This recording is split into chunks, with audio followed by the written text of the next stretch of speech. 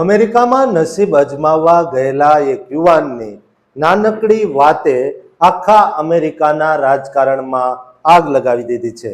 એક એવો વિડીયો જેણે વિઝાના કાયદાઓ અને હજારો ભારતીયોના ભવિષ્ય પર મોટું પ્રશ્નાર્થ ચિહ્ન લગાવી દીધું છે।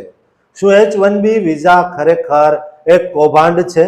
આ રહસ્યમય સત્ય સાંભળીને તમે ચોક્કસ સ્તબ્ધ થઈ જશો। અત્યારે સોશિયલ મીડિયા પર એક એવો વિડીયો વાયરલ થયો છે જેણે અમેરિકાના રાજકીય ગલિયારાઓમાં ખળભળાટ મચાવી દીધો છે અને ખાસ કરીને H-1B વિઝા પર ત્યાં કામ કરતા ભારતીય પ્રોફેશનલ્સના મનમાં ફફડાટ પેદા કર્યો છે। આ સમગ્ર વિવાદની શરૂઆત ત્યારે થઈ જ્યારે યુટ્યુબરે ટેક્સાસમાં આવેલા એક 7-Eleven સ્ટોરની મુલાકાત લીધી। ત્યાં કામ કરતા એક ભારતીય કર્મચારી સાથે વાત કરી ત્યારે તેને પૂછવામાં આવ્યું કે તે કયા વિઝા પર અમેરિકા આવ્યો છે।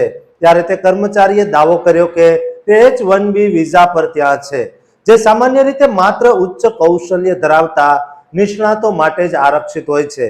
આ યુવાને પોતાનું વતન ભારત હોવાનું જણાવ્યું। આ વિડીયોને ઇન્ટરનેટ પર આગની જેમ ફેલાઈ ગયો અને લોકો સવાલ ઉઠાવવા લાગ્યા કે જો H-1B વિઝા કુશળ વ્યવસાયો માટે હોય તો 7-Eleven જેવા સ્ટોર પર કામ કરવા માટે આ વિઝા કેવી રીતે મળી શકે? આ વિડીયો વાયરલ થતાની સાથે જ ટેક્સાસના 26માં કોંગ્રેશનલ ડિસ્ટ્રિક્ટના રિપબ્લિકન પ્રતિનિધિ બ્રાન્ડોન ગિલે આ મામલે અત્યંત આક્રમક વલણ અપનાવ્યું છે। તેમણે આ વિડીયો પર પ્રતિક્રિયા આપતા સોશિયલ મીડિયા પર સ્પષ્ટ શબ્દોમાં લખ્યું છે કે H-1B એક કૌભાંડ છે અને તેને તાત્કાલિક અસરથી નાબૂદ કરી દેવો જોઈએ। બ્રાન્ડોન ગિલ, જેઓ પોતે એક ભૂતપૂર્વ ઇન્વેસ્ટમેન્ટ બેન્કર છે અને વોલ સ્ટ્રીટ પર કામ કરી ચૂક્યા છે, તેઓ હંમેશાથી ઇમિગ્રેશન વિરોધી વાતો કરવા માટે જાણીતા છે। તેમણે ગયા વર્ષે ન્યૂ આઈડિયા એક્ટ પણ રજૂ કર્યો હતો, જેનો મુખ્ય હેતુ અમેરિકન કામદારોના હિતમાં રક્ષણ કરવાનો અને ગેરકાયદેસર ઇમિગ્રન્ટ્સને નોકરી પર રાખતી કંપનીઓ સામે કડક પગલાઓ લેવાનો હતો। પરંતુ આ આખા વિવાદમાં એક બહુ મોટી વિરોધાભાસી અને રસપ્રદ વાત એ છે કે બ્રાન્ડોન ગિલ પોતે ભારતીય મૂળની મહિલા ડેનિયલ ડિસોઝા સાથે લગ્ન કરી ચૂક્યા છે, જેઓ મુંબઈમાં જન્મેલા અને ટ્રમ્પના અત્યંત નજીકના સાથી દિનેશ ડિસોઝાની દીકરી છે। સોશિયલ મીડિયા પર લોકો આ બાબતને લઈને બ્રાન્ડોન ગિલની ટીકા કરી રહ્યા છે, જેમના પરિવારના મૂળિયા ભારતમાં છે। તેઓ જ આજે ભારતીય કામદારો વિરુદ્ધ આવી ઝેરીલી ભાષા વાપરી રહ્યા છે। બ્રાન્ડોન ગિલે ડાર્ટમાઉથ કોલેજમાંથી ઇતિહાસ અને અર્થશાસ્ત્રમાં સ્નાતકની પદવી મેળવી છે અને 2022માં તેમણે DC એન્ક્વાયર નામનું રૂઢિચુસ્ત સમાચાર માધ્યમ પણ શરૂ કર્યું હતું। 2024ની ચૂંટણીમાં રિપબ્લિકન પાર્ટીના સમર્થન સાથે તેઓ કોંગ્રેસમાં ચૂંટાયા અને જાન્યુઆરી 2025થી તેમણે પોતાનો પદભાર સંભાળ્યો છે। આ વિડીયોના આધારે હવે H-1B વિઝા પ્રોગ્રામની વિશ્વસનીયતા પર મોટા સવાલો ઊભા થયા છે, કારણ કે કાયદા મુજબ આ વિઝા ત્યારે જ આપી શકાય જ્યારે તે કામ માટે કોઈ લાયક અમેરિકન નાગરિક ઉપલબ્ધ ન હોય।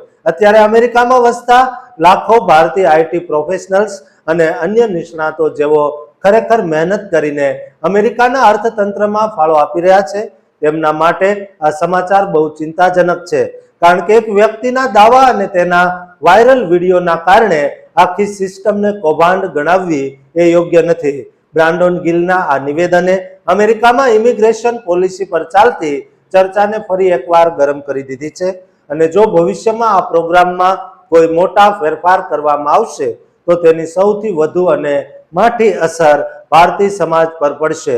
લોકો હવે એ વાત પર પણ ચર્ચા કરી રહ્યા છે કે શું ખરેખર કંપનીઓ આ વિઝાનો દુરુપયોગ કરી રહી છે કે પછી આ માત્ર એક રાજકીય પ્રોપેગેન્ડા છે જેનો શિકાર નિર્દોષ કામદારો બની રહ્યા છે। બ્રાન્ડોન ગિલ જે રીતે આક્રમક બનીને આ વિઝા પ્રોગ્રામને નાબૂદ કરવાની માંગ કરી રહ્યા છે, તે જોતા આવનારા સમયમાં અમેરિકામાં કામ કરતા ભારતીયો માટે મુશ્કેલીઓ વધી શકે છે તેવું સ્પષ્ટપણે દેખાઈ રહ્યું છે। આ વિવાદે એ વાત પર પ્રકાશ પાડ્યો છે કે સોશિયલ મીડિયા પર આવતા એક નાના વિડીયોની તાકાત કેટલી છે, જે આખા દેશની નીતિઓને પ્રભાવિત કરવાની ક્ષમતા ધરાવે છે અને આજ અત્યારે અમેરિકામાં વસતા દરેક ઇમિગ્રન્ટ માટે સૌથી મોટો પડકાર છે અને હવે આ વિવાદ કયો નવો વળાંક લેશે તેના પર સૌ કોઈની ચાંપતી નજર રહેશે અને અમે તમને સતત અપડેટ આપતા રહીશું। આશા છે કે આ માહિતી તમને સતર્ક રાખશે અને તમારી આસપાસના બનાવો પ્રત્યે વધુ જાગૃત બનશો.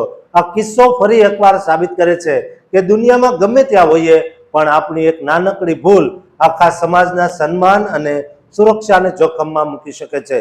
દોસ્તો, આ દરેક ગુજરાતીને આ વિડીયો શેર કરજો જેથી તેઓ પોતાના સ્ટોર કે મોટેલ પર આવી નાની એવી ભૂલ પણ ન કરે અને પોતાના સમાજનું રક્ષણ કરે. દોસ્તો, આ ચેનલને સબસ્ક્રાઇબ કરવાનું પણ ચૂકતા નહીં.